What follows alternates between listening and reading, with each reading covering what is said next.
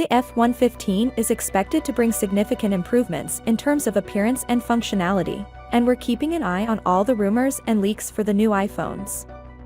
For example, it seems that Apple will finally embrace USB-C charging and abandon the Lightning connection. You may also see the iPhone 15 include a more rounded shape to make it more pleasant to handle one of Apple's new phones. Rumors also say that Apple intends to preserve a fairly significant gap between the iPhone 15 and iPhone 15 Pro. The iPhone 15 Pro and iPhone 15 Pro Max are believed to include a strong new 3M A17 Bionic processor, a titanium-sided design, and a Pro Max with a new periscope zoom lens on top.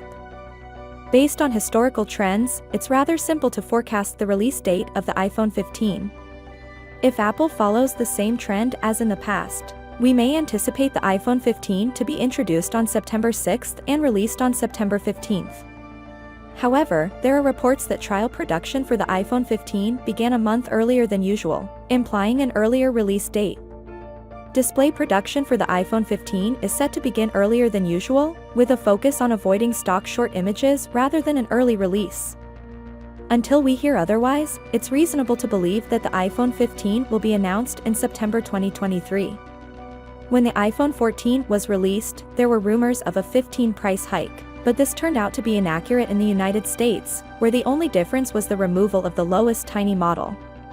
The price of the iPhone 14 in the United States ranges from $799 for the 128GB entry-level model to $1,599 for the 1TB iPhone 14 Pro Max.